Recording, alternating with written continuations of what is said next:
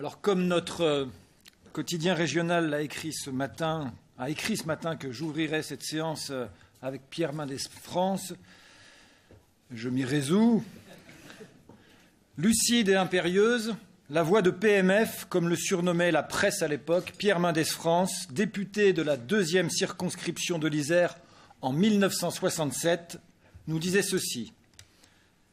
La démocratie ne consiste pas à mettre épisodiquement un bulletin dans une urne, à déléguer les pouvoirs à un ou plusieurs élus, puis à s'en désintéresser, s'abstenir, se taire pendant 5 ans.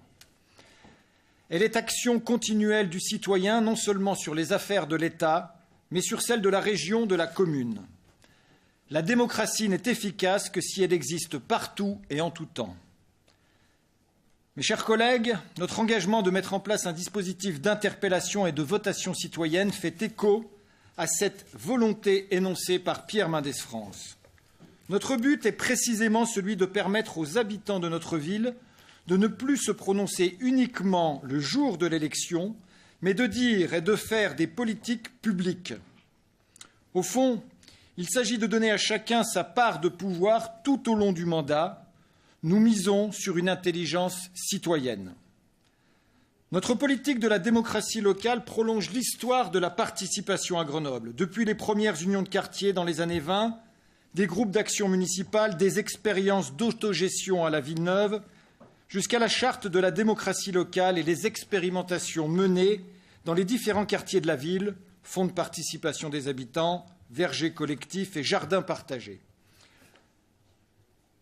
Alors que le jeu politique s'essouffle, que des sentiments de désenchantement, d'impuissance alimentent partout la montée des populismes, il nous faut conjurer ce ressentiment de mal-représentation que le monde politique serait coupé de la société. Ce déficit démocratique, cette crise de la représentation que nous traversons, ne vient pas de la volonté des élus, sans faire le procès de qui que ce soit. Car il s'agit ici d'une question structurelle et historique, comme nous l'enseigne d'ailleurs Pierre Rosanvallon quand il imagine l'avenir de la démocratie à partir de la tension entre les grands principes de la démocratie et sa réalité de terrain vécue au quotidien.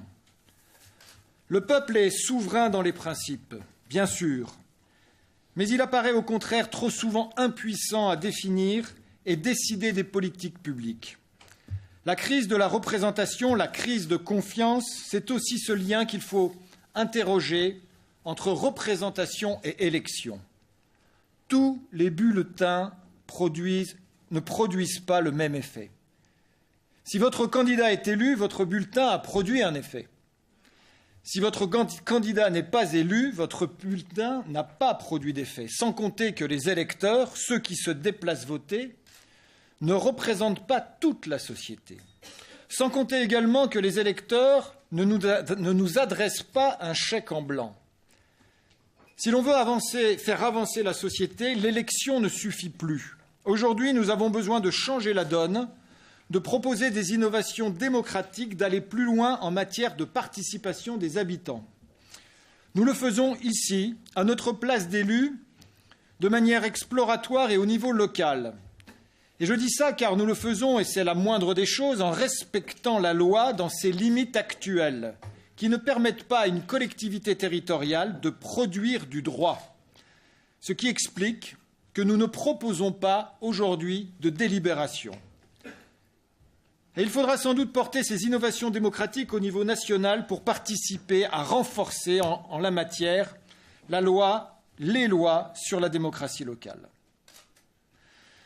Notre politique vise à élargir les interactions, à faire preuve d'une exigence de lisibilité, d'ouverture des données, d'implication des citoyens selon différents degrés, de l'information, toujours, à la co-construction, quand c'est possible. Quand c'est possible. Il nous faut permettre le retour de la confiance dans les institutions démocratiques, donner du pouvoir d'agir, aller chercher les plus éloignés de la participation, rétablir le débat public. C'est dans ce sens que nous avons déjà mis en place, vous venez de le voir dans ce petit film, les conseils citoyens indépendants, le budget participatif et aujourd'hui, que nous respectons la parole donnée par la mise en place de ce dispositif d'interpellation et de votation. Je voudrais pour finir insister sur 3 points. Premièrement, l'importance que l'équipe municipale accorde à cette mesure. Elle incarne le sens profond de nos convictions en matière de démocratie. Nous avons été élus, voilà le socle de notre légitimité. Mais si demain, plus de 20 000 Grenoblois, habitants de Grenoble de plus de 16 ans, proposent telle ou telle mesure, nous l'accepterons comme une autre forme d'expression démocratique tout aussi légitime. Deuxième point, la conviction qu'on peut gouverner sans craindre la société, qu'on peut gouverner sans craindre de débattre des sujets qui font précisément débat. Parce que c'est justement une des conditions du retour de la confiance, éviter l'affrontement stérile et parier sur du positif, du constructif, du solidaire, gouverner avec l'intelligence collective et peut-être trouver de nouvelles pistes encore inexplorées. En donnant la parole à tous les habitants de plus de 16 ans de notre ville, en travaillant avec les citoyens tels qu'ils sont, nous allons recueillir bien évidemment des espoirs, des solutions, mais aussi des problèmes. Mais il en va de la dignité du politique de ne pas les esquiver et de sortir des zones de confort qu'il sait se ménager trop souvent. En lançant ces dispositifs de participation et aujourd'hui de votation, l'équipe municipale renouvelle sa volonté de prendre à bras le corps les aspirations et les problèmes réels des Grenoblois. Troisième point enfin, l'enjeu considérable que représente cette forme d'expérimentation politique. Grenoble est réputée pour souvent avoir été pionnière et innovante. La matière première de notre action sera faite des problèmes et des aspirations que rencontrent les Grenoblois et les moyens concertés à mettre collectivement en œuvre pour les résoudre.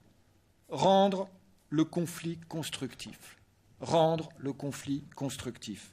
Et cette expérimentation se veut également un moteur, un accélérateur de propositions dans les parcours éducatifs, dans le domaine culturel, des solutions dans le sport, les personnes âgées, bref, des innovations qui nous seront proposées dans tous les domaines des politiques publiques. À ceux qui ne manqueront pas de critiquer notre initiative, à ceux-là, nous disons « jouez le jeu jusqu'au bout ». Vous avez désormais le pouvoir d'animer la contradiction et plus généralement le débat public. Et à ceux qui diront « si je m'engage, je peux obtenir une décision », nous répondons « engagez-vous, proposez, innovez, faites avancer avec nous la démocratie locale à Grenoble ». Je tiens à ce propos et pour terminer à remercier le CLUC, Conseil de liaison des unions de quartier, et l'AGLO, qui nous a fait parvenir une lettre soutenant notre démarche. J'en cite un extrait qui me paraît tout à fait pertinent. Porte-parole, extrait. Porte-parole des associations d'habitants de Grenoble, le CLUC, et de l'ensemble métropolitain, porte-parole des associations d'habitants de Grenoble et de l'ensemble métropolitain, nous tenons à vous assurer que nous ferons tout pour faciliter et encourager cette expérimentation et à annoncer d'emblée que si elle devait mener à des conflits de légalité, nous serions du côté de ceux qui veulent élargir les libertés locales. Nous serions du côté de ceux qui veulent élargir les libertés locales et non du côté de ceux qui les redoutent. La démocratie locale a besoin de trouver un nouveau souffle. Faisons le pari d'y réussir. Alors je vais, Monsieur le maire, avec votre permission, présenter de manière détaillée avec un PowerPoint le dispositif et ensuite vous pourrez ouvrir le débat. Alors comment ce dispositif fonctionne-t-il ? Donc je vais le décrire de la manière la plus simple possible, la plus limpide, la plus claire possible. Il en va, l'enjeu démocratique est trop important. Alors, ça marche en un certain nombre d'étapes. D'abord, la première étape est l'interpellation du conseil municipal. le pétitionnaire, en étape 1, a une idée de pétition. J'ai une idée de pétition. Eh bien, je vais sur le site de la ville, je télécharge un petit formulaire et je dépose donc mon projet de pétition. Ou alors à la maison des habitants, je télécharge le formulaire. La ville va ensuite vérifier la recevabilité de la pétition. Cette recevabilité est vérifiée uniquement sur 3 points. Vous allez comprendre, c'est ultra simple. Premièrement, l'objet de la pétition doit être dans les compétences de la commune. Dans les compétences de la commune. Ça va de soi, mais enfin, c'est mieux en le disant. Deuxièmement, l'objet de la proposition doit être légal. Là aussi, ça va de soi, mais c'est mieux de le dire. La proposition ne doit pas comporter notamment de caractère discriminant ou diffamatoire. Et enfin, la formulation de la proposition permet d'en faire ultérieurement une question soumise à votation. Voilà les 3 conditions, simples, précises. La pétition remplit les conditions, parfait. Elle suit et elle passe à l'étape numéro 3. La pétition ne remplit pas les conditions, par exemple, elle n'est pas dans les compétences de la ville, à ce moment-là, elle est jugée irrecevable. Mais le pétitionnaire peut très bien remettre en question ce jugement. Alors à ce moment-là, nous avons pris soin d'avoir un système de recours en faisant appel à des experts universitaires, juridiques, qui pourront dire si oui ou non elle relève ou pas des compétences de la ville. Étape numéro 3, le pétitionnaire recueille les signatures sur papier et il a 6 mois maximum pour recueillir 2000 signatures de Grenoblois de plus de 16 ans. Il remet ces signatures à la ville, les 2000, qui vérifient si, effectivement, il y a bien 2000 Grenoblois de plus de 16 ans qui ont signé. Alors, comment on fait ? On fait par sondage, si vous voulez. Donc, on prélève 50 noms parmi les 2000 et on vérifie sur ces 50 noms. Et s'il y a plus de 10% d'erreurs, à ce moment-là, la pétition est jugée irrecevable. C'est-à-dire qu'il faut qu'il y ait 4 erreurs possibles, 4 noms qui ne correspondent pas, des gens qui ont moins de 16 ans, des gens qui n'habitent pas Grenoble, etc. Donc le pétitionnaire doit prendre quand même soin de vérifier que sur les 2000 noms, c'est bien 2000 Grenoblois habitant à Grenoble de plus de 16 ans. Le seuil des 2000 signatures est atteint. Nous passons donc à l'étape suivante, l'étape 5. La proposition est présentée au conseil municipal par le pétitionnaire. Le maire fait une interruption de séance, le pétitionnaire présente sa pétition, il s'ensuit un débat en conseil municipal et le pétitionnaire pourra, en fin de débat, bien entendu, répondre à toutes les questions qui sont posées, voire le maire pourra le faire intervenir à d'autres moments s'il le souhaite. Ensuite, c'est là que c'est très intéressant, vous allez voir. Le conseil municipal n'a que 2 possibilités. Soit il adopte la pétition, soit il la met à votation parce qu'il la rejette ou parce qu'il a envie de prendre l'avis des Grenoblois. Il ne peut pas faire autre chose. C'est-à-dire qu'aucune pétition, désormais, ne pourra passer aux oubliettes, c'est-à-dire simplement passer en conseil municipal, et puis on en discute, et puis circuler, il n'y a rien à voir. La pétition est soit adoptée, soit mise à votation. Alors elle est adoptée soit par une délibération future, soit par un circuit administratif traditionnel, selon l'objet de la pétition. Si la pétition est mise à votation, à ce moment-là, on passe à l'étape d'après, sur le PowerPoint, qui est la votation citoyenne. Alors, pareil, il y a une campagne dans la ville de votation, une communication des votations par les services de la ville sur les supports de la ville, et ensuite, une semaine par an, cette année, ça sera au mois d'octobre, même les autres années sans doute aussi, je ne peux pas vous donner la semaine exacte, une semaine complète par an, tous les jours. On ouvre différents lieux de vote à Grenoble. 7 lieux de vote seront ouverts à Grenoble et les Grenoblois pourront venir voter tous les jours. L'idée est de mixer la votation citoyenne sur les pétitions, qui seront toutes regroupées le même jour, et le budget participatif, pour augmenter la mobilisation. Bien entendu, telle personne venant voter pour le budget participatif va pouvoir voter pour une pétition, telle personne pour une pétition, etc.